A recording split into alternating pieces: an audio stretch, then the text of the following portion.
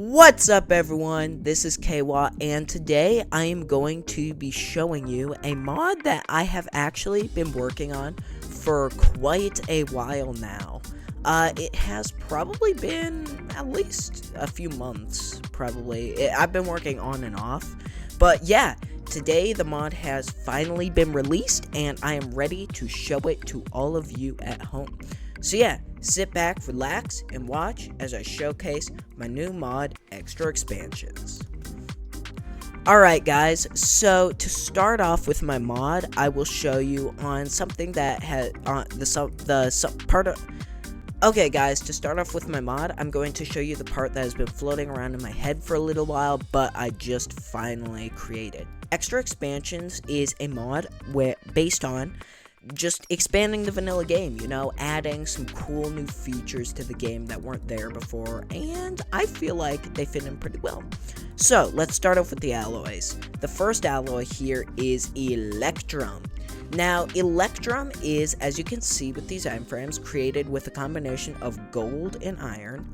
Yes, I know, in real life, Electrum is actually created with gold and silver, but there's no silver in Minecraft. Maybe I'll add that to my mod, and I will probably make it compatible with other mods in the future, but as of this point, it's just gold and iron. So, as you can see, if I grab this gold ingot and this iron ingot, then I go to this crafting table, or I can just use my inventory, actually. I take these, I throw them together in my inventory, and as you see, in any configuration, it will make a gold and iron ingot. Now, if I take this gold and iron ingot to this blast furnace and let it cook, don't worry about that stuff. It will be covered in a minute, as well as that advancement that just popped up. So, after smelting it in a blast furnace, you can get the Electrum ingot, and as you can see, it says inaccurate because, yes, it is extremely inaccurate. But, anyways, once you get your Electrum ingot here, you can create all sorts of cool things. So, first of all, as you can see, the Electrum ingot can be turned into Electrum nuggets, and the nuggets can, of course, be turned back into ingots. And, as you can see right here, the Electrum has not only an ingot and a nugget form, it has a block form, and honestly, I just feel like this might be the best block I have ever textured. I basically just took the copper block texture and overlaid the Electrum colors onto it, but I feel like it looks so good. I mean, I feel like this block is so pretty, guys. As well as, not only can you use Electrum to create the ingots, nuggets, and blocks, you can also create the Electrum apple. As you can see, just take an apple and surround it with Electrum ingots. The apple, as you can see, we will show you that in a second. But first, let's go over the next alloy, which is rose gold. Now, rose gold is a combination between gold and copper, and I am quite sure that is how it is in real life too. So, rose gold is accurate. And pretty much same with Electrum. You combine the gold and copper in your inventory and you get a gold and copper ingot. You take it, shove it in the blast furnace, you wait for it to cook, and it will become a rose gold ingot. As you can see, it's very, very shiny, very nice looking, I feel. So, the rose gold ingots can be used to turn into rose gold nuggets, which have a stranger texture. They look a bit more like iron nuggets, which are sideways, which is actually literally what I did for the nugget texture, but as you can see, you can turn into nuggets, you can turn the nuggets back into ingots. And, as well as, you can create the rose gold apple. As you can see, apple surrounded by rose gold ingots makes the rose gold apple. As well as this rose gold block, which is basically a reddish kind of gold block. And another thing that you might have seen over here is I have copper blocks here. Why do I have copper blocks here? Well, it's because I have added the copper nugget. Really, it's just because iron and gold and, also rose gold have I put that back wrong. Iron, gold, and now rose gold and Electrum have nuggets, so I felt like the only missing nugget was the copper nugget, so I made that, and copper 1 copper ingot can be made into 9 copper nuggets, and the same way around, 9 copper nuggets into 1 copper ingot. So, yes, that is the ingots and the apples and the new copper nugget. So now, let me show you what the apples do. If I head down into this nicely marked cave over here, as you can see, we have a few things. We have some spawn eggs on the walls and a flint and steel. So, what I'm going to show you is how these things work. So, first of all, as you can see, I have TNT here, and I have the rose gold apple. If I eat the rose gold apple, as you see, it gives me this status effect Serenity, and it looks like a cherry blossom. It's only for 10 seconds, but if I light TNT, as you can see, with the Serenity effect, it just went away, but if I have the effect Serenity, I take no damage from explosions. And now, if I can get out of this hole, oh, wow, that's a lot of blocks. Okay. So, if I have the Serenity effect, I'm immune to explosions. So if I give myself the Serenity effect for 1 minute, and I spawn a creeper, and just stand right on top of him, as you can see, the explosion did no damage. So, that is the Serenity effect. Let me clear the effect real quick. Okay, so now that I've cleared the effect, dang, that gravel block is freaking out. Do you see that? So now that I've showed you the Serenity effect, I will show you the effect from the Electrum Apple. So if you see, I gobble it up right here, and as you see, I get the effect Shocking for 3 minutes. So it's a lot longer than the Rose Gold Apple. But the Shocking effect, what it does is it's basically thorns. So if I spawn a zombie here, come on, hit me. And as you see, whenever he hits me, he'll take damage. Yep. And he takes a pretty good amount of damage. Just like, yeah, it's like 1.5 hearts every time he hits me. So yeah, that is the Shocking effect. It basically gives me thorns. And another thing that I forgot to put up on my display is the Emerald Apple. Now, I'm just going to cheat it here. As you can see, it gives you the advancement Villager Food, and it is crafted with an apple surrounded by emeralds, as you would probably guess. So now, if I give myself a golden apple, so basically, what the Emerald Apple does, my whole idea behind the Emerald Apple was to kind of make pre-gapping a bit different.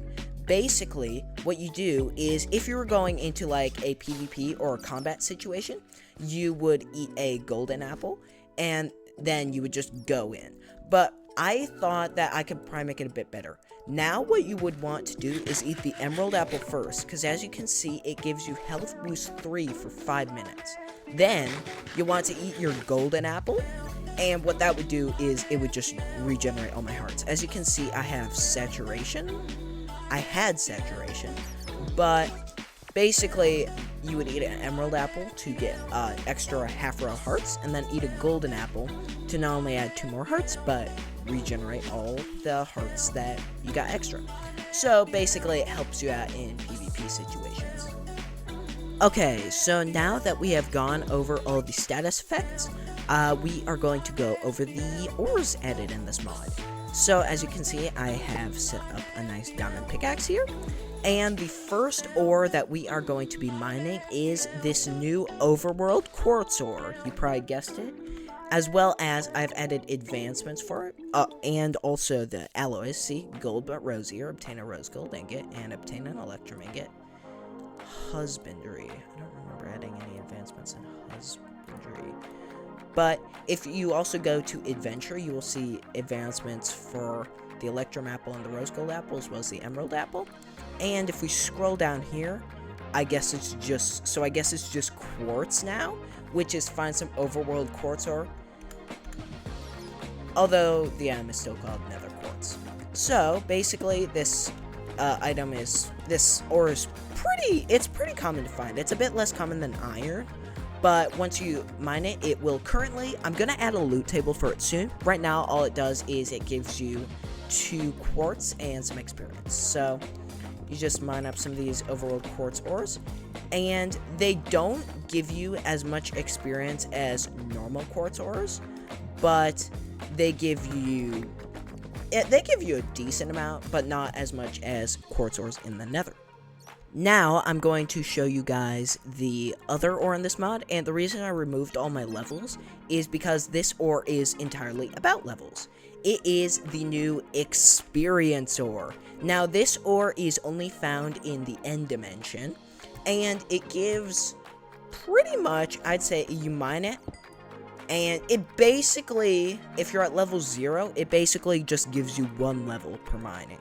So, it gives you a ton of XP. It's like quartz ore mining for the end game, cause it just gives you a crazy amount of XP. Yeah, I'm already at level 4, and this stuff spawns, I'd say, pretty fairly commonly in the end dimension. As you see, I built my own little end dimension here, but yeah, it spawns pretty commonly in the end dimension, and as you can see, it gives you an advancement in the end. Mineable XP. Find experience ore in the end. No experience ore in the overworld because I thought the quartz ore would be good enough for the overworld, and nether quartz is good enough for the nether, so the end needs an experience ore. And currently the only experience you can really get in the end is enderman farms and the dragon, so I thought it would be cool to kind of bring back quartz mining to the game. Another thing that encourages you to harvest the end's natural resources is chorus now has value. So if I just take down these chorus trees real quick, should get some chorus fruits. I'm hoping that I put enough trees here so that I get enough. Shoot, I need some more chorus. I just grabbed a stack just to be safe.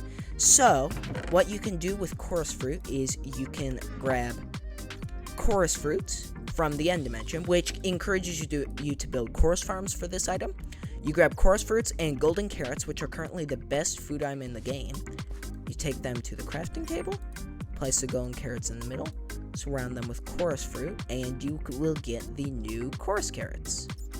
And the chorus carrots give you the advancement at better food, and they are chorus carrots, the best food source available, and they have an advancement in the end tab. So, the chorus fruit, let me get hungry real quick. Alright, so now, as you can see, I am starving to death. If I eat one of these chorus carrots, it will fill up 4 whole food bars. Whereas one of these golden carrots only fills up 3. Plus, the chorus carrots are far more saturating than the golden carrots, meaning it's a new endgame food source that you'll want to go to in the end. So, the end is just overall more valuable in this mod because you can not only get better food source, but you can also mine for experience. The next thing that I wanted to show off, I'll get to this in a minute, I wanted to show off the glow glass. And I put glow squids in here, but they despawned. Yay! That's always so fun. But yeah, so there is this new glow glass.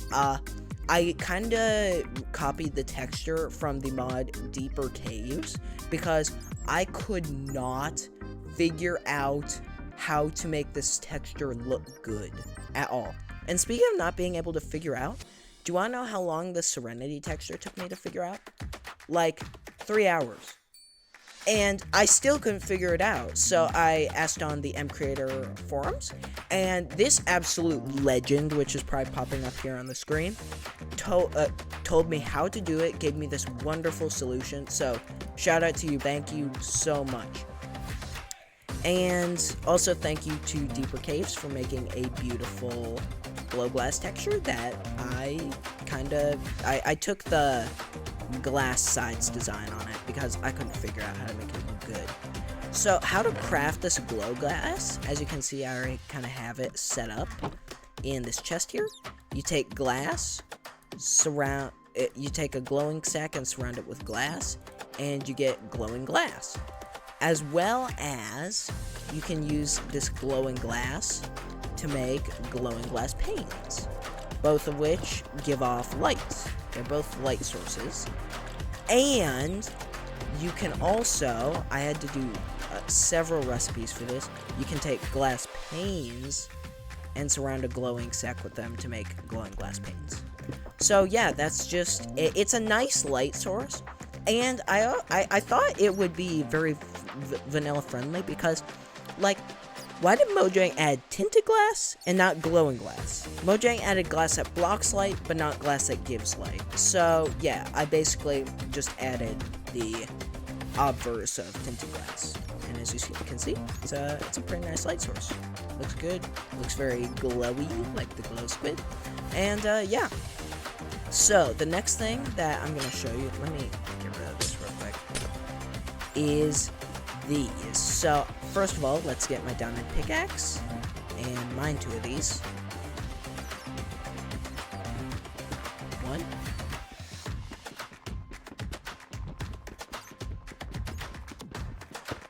2. There we go. Okay, so now let's head over to our blast furnace and smelt these up. Okay, so now that we have netherite scraps, we can also take a stick and we can head over to this crafting table here.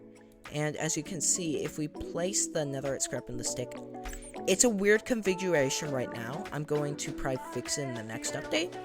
But if we just take the stick and place 2 netherite scraps here, then we get the hook. And you get a very, very loud advancement for that. But what the hook does is basically, as you can see, obtain the hook, a weapon with the ability to temporarily stun. So let's spawn a mob that runs away real quick. So let's just say a pig. So if I were to hit a pig with my fist, as you can see, he's gonna run away. But as you can see, if I hit a pig with this hook, he freezes and then he runs away. So it basically just freezes him for a second. And the hook doesn't do a lot of damage, it's only 3 attack damage, but I felt like that made up in its ability to stun. And it basically works on any mob or any player that's trying to attack you, like, say this zombie. So, like, he's gonna try to attack me, but if I hit him with the hook, he freezes, not only, but also when I hit him, and I get up really close to him, he can't do any damage. So see, he's stunned, he's not stunned. So I can just freeze him in place, and he does no damage. So that works with, you can freeze a player, you can freeze a mob, and basically it will give them slowness and weakness, so they can't move, and they cannot do any physical damage to you. So yeah, the hook is very good, although it only stuns them for about 1.5 seconds. But I feel like in a PvP situation, those 1.5 seconds are a very good bonus to have over your enemies. Especially because they'll be all freaked out because they can't figure out why their controls aren't working and why they can't attack you. Okay, now I have my inventory a bit more cleared out. Now we can talk about the new potions that are added in the mod. As you can see, there are quite a few. There were like 3 more, I think, that I had created in the first iteration of this mod, but I scrapped them because they were really unbalanced, and I felt like these ones that we have now in this mod work a lot better. So the potions that we have are levitation, along with splash and arrows, and lingering potions, but I didn't have room in the chest for them. So with the potions we have are levitation, probably get the splash, blindness, luck, unluck, haste, and fatigue. Now, how these potions are crafted: levitation. Can I not look up the recipe for this? Okay, I looked up the recipes because apparently JEI won't show them. So the levitation potion is made with a shulker shell brewed into an awkward potion. The blindness potion is made with skulk brewed into an awkward potion. The luck potion is brewed with an emerald into an awkward potion. The unluck potion is the fermented version of the fermented spider eye version of a luck potion. The haste potion is made with an amethyst shard, and the fatigue potion is just the opposite of the haste potion. So yeah, and as you can see, they all work. So if I just were to just splash this at my feet, now I have levitation, which I'm assuming this could be useful for some things. It's only available in the end, of course, because, you know, shulkers only live in the end. And then the blindness potion, as you can see, it works as intended. It gives you blindness for a long time.